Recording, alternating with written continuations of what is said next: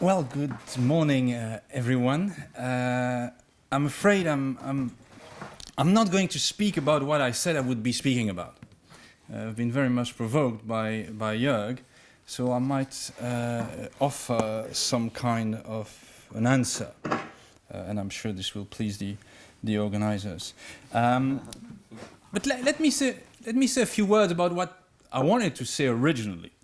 I wanted to speak about the distinction between opinio juris and practice, and the idea that the distinction has now collapsed in the recent work of the International Law Commission. I was going to tell you that Michael Wood is a very romantic figure in the sense of philosophical romanticism, because he has unraveled the systematic distinction between opinio juris and practice that was, in my view, first articulated by the PCIJ in the Lotus case and later on generalized by the ICJ in the asylum case.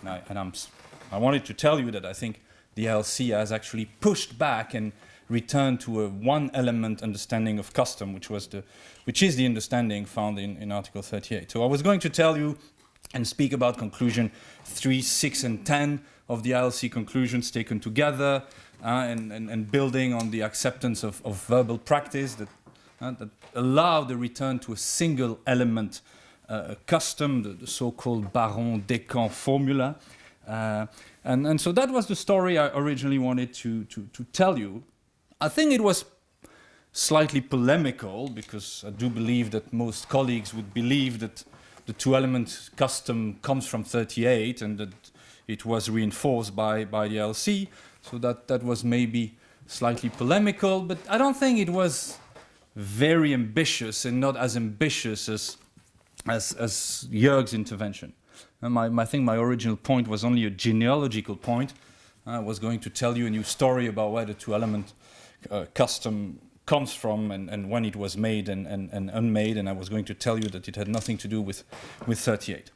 So it's just another claim about the contingency of customary international law. There was a lot of micro-plumbing. Well, I'm not going to do micro-plumbing today. I'm going to answer Jörg, and I think Jörg has brought the discussion to a much higher level. He's not done micro-plumbing, he's put some very fundamental and even foundational issues on the table, and I think this is very appropriate for this introductory panel. Jörg has drawn our attention to the distinction between custom making and custom identification, and more precisely between the possibility of a distinction between a moment of custom making and a moment of custom identification. I'm certainly extrapolating on what he said, and later on I'm sure he will have the opportunity to correct my understanding of his position. But I think this distinction that he's brought to the table between custom making and custom identification is absolutely central, and probably more fascinating and more interesting for this introductory panel than the distinction between opinio juris and practice I wanted to grapple with. Well, if you're still interested with Wood as a romantic figure and the revival of the Baron-Descamps one-element formula, you can read my paper on SSRN. But I'm not going to speak about this. I'm going to speak about the distinction between custom making and custom identification for the next 10 minutes. I think Jörg raised a very important point. He says, well, we need to distinguish between the observation of self-formation and self-formation itself. We need to distinguish between the custom-making moment and the custom identification moment. And so he seems to postulate that there is such a thing as a custom-making moment. I think this idea of a custom-making moment, a moment that is the moment where custom was allegedly made in the past. Well, I think that this idea of a custom-making moment is part of a more general pattern of thought that dominates legal scholarship. And this is the idea that, I think this idea of custom-making moment is part of a more linear understanding about the time and the life of custom. It is part of this dominant understanding of three moments in the life of custom. I think most judges, most scholars think of the life of custom as being organized around three moments. the making moment, the identification moment, and the interpretation moment. And somehow this actually is a form of temporality. It's a three-dimensional temporality, and that dominates legal thought and practice. And this is the idea that custom was made in the past, it's identified in the present, and it's interpreted in the present for future users. So this is what I call here a three-dimensional temporality of custom. And I do believe it's a pattern of thought that most of us do abide by when we speak about custom. A three-dimensional temporality that distinguishes between the moment of creation, the moment of identification, and the moment of interpretation. And I do think that if you read the case law of the ICJ, that's pretty obvious, but I do think that it also informs the work of the International Law Commission, especially the International Law Commission has taken pains to distinguish between formation and identification, between establishment and evidence. So this is what I'm speaking about. And I think Jörg's distinction between custom making and custom identification is part of this more general pattern of thoughts, what I call the three-dimensional temporality of custom, which distinguish between these three moments: creation, identification, interpretation. Well, this three-dimensional linear temporality that informs most of what we do with custom, I think has fundamental consequences about how we think and how we construe custom. I think this three-dimensional temporality and the distinction between these three moments historicizes the thinking about custom. To argue about custom is to retrieve the custom-making moment. So arguments about customary international law are about retrieving the custom-making moment. And it makes us historians of thought.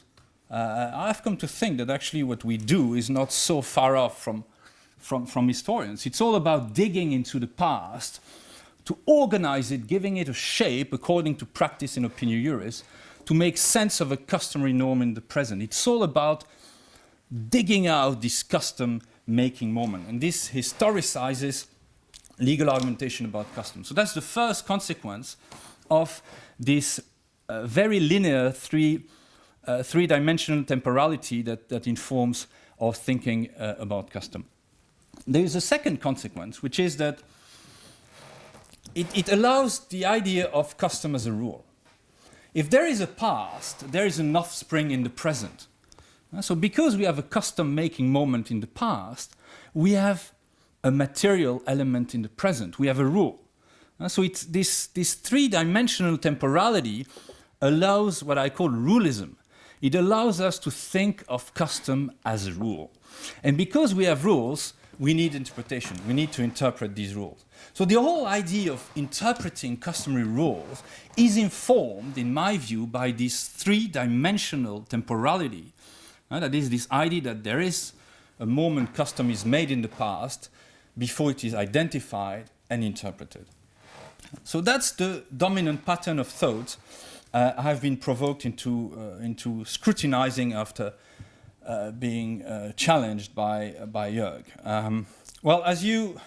So this is the idea that we believe, or at least we understand custom as organized around three moments: creation, identification, interpretation.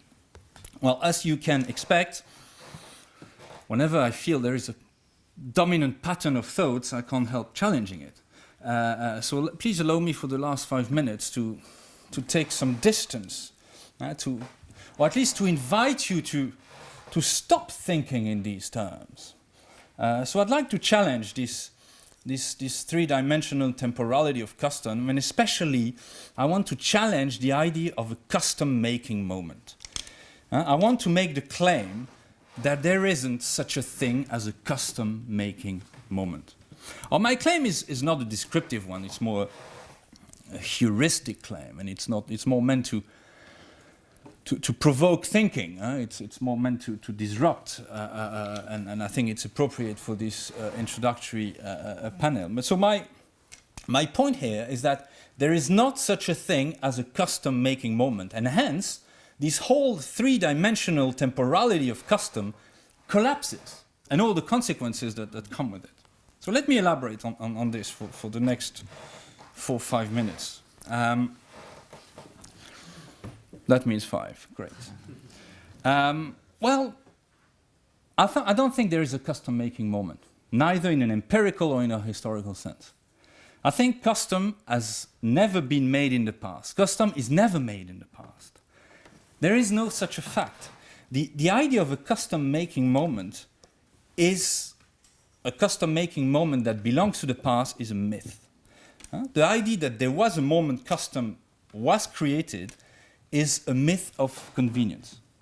This means that I don't think that there is past practice and past opinio juris out there ready to be discovered.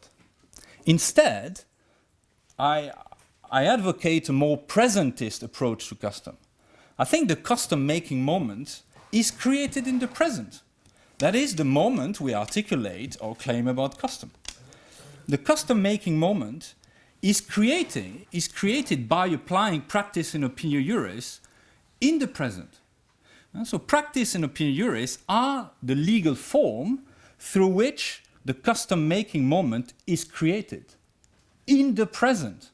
That is, at the moment of the identification of custom. So the past of custom is, in my view, is formless until it is given a shape in the present.